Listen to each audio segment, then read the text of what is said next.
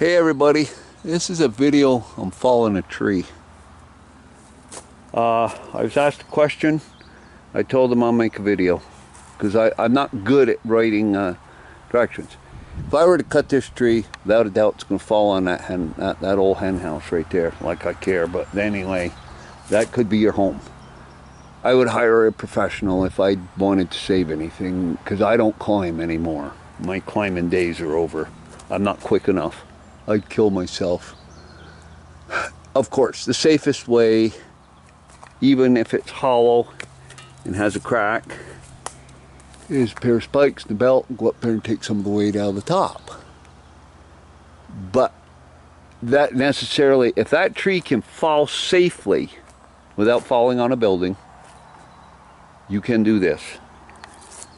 Providing the crack is this way, you're not sawing towards the crack. Crack runs with the way you're going to cut. The more powerful saw you can use, the better. But you want to come around this side and you don't want to notch it. Don't notch it. Saw in, saw the sides so your bar will reach. Don't be afraid to put some wedges in. You can just take a branch and cut it like that, and then cut it off. You can just tap them in. Don't pound them in so it's changing the direction of the tree. You're basically holding it up so it won't pinch you.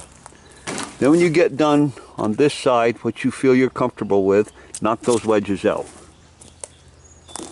Now come around this side. And of course this is where, if you got like a 4-horse saw with a 24-inch bar, is better. If you're running a 16-inch bar and you got a 20-inch tree, you better cut in from the sides, make sure you're good. Start on the side and bring your saw around and make sure you're getting cut through, and keep your eye on it. The minute that thing starts to your kerf, you see it start to go, get away from it. Let it go. Let it go. You can always go back and make a little more cut after you step back and evaluate the situation. But get away from it and it'll probably go. Once it starts, if it's rotten, hollow, it'll probably go. If you cut in from this side but you don't have a kerf, it can't get started and split as bad. Whereas if you put a kerf on it, well then if it starts to split, they can really rip and go up there, and then you got a mess to deal with if they don't break off. But that's what I would do. I might even on this side, if I got the depth of my bar in, I might tap some of these wedges in, and those I would put some pressure on, just to ensure that I don't get pinched. Because if you get pinched, you're working in a bad environment, dangerous situation. I do hope this helps. Be careful when you do this kind of stuff. There's no school to become a professional tree feller. Trust me, it's life of education. I worked municipal, and when we had storms, guess whose job it was to go clean the trees up? Power lines are the most dangerous thing. That even a tree that is on a dead power line, and you know the power's out, there is so much pressure on power and phone lines. They were literally, I once, it didn't get me, but I cut a tree off on a telephone line, and it literally threw an oak, probably 20 inches in diameter. Oh, I'm gonna say, well, it had gone down across it. It wasn't quite halfway where I cut it to get it off from there. Unknowing, didn't realize it was going to happen. Being stupid, I guess, whatever you want to call it, in a hurry, trying to get through. It literally threw half of that tree right through the air, right out of the road. The guys that were with me just stood there with their mouths hanging open. They couldn't believe it. Well, I pretended I was tough, but I was concerned. They're nothing to fool with. Storm damage is the worst. But that's how I would deal with a lean. This isn't a hollow tree and it's not a cracked tree.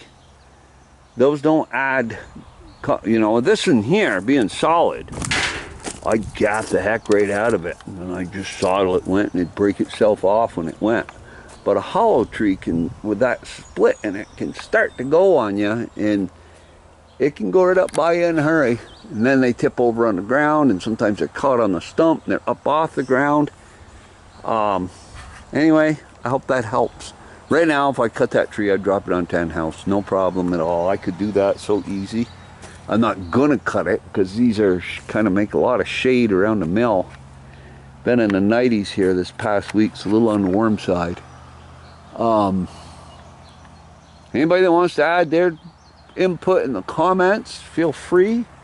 It's dangerous. You need to pay attention. You need to be careful. Leaning trees are bad. That one does not look as, this one is not as big as the one that this person's cutting. Best of luck to you. Be careful, for God's sakes, be careful. You know, if you got a house or something that's going to fall on, then you got to probably get somebody with a lift truck to take it down. Maybe a climber will go up it without being there to look at it. I don't know. A climber might go up it, might look at it and say, oh, that's fine. They climber it up it and take the top out and then knock it down. I don't know about where you're located.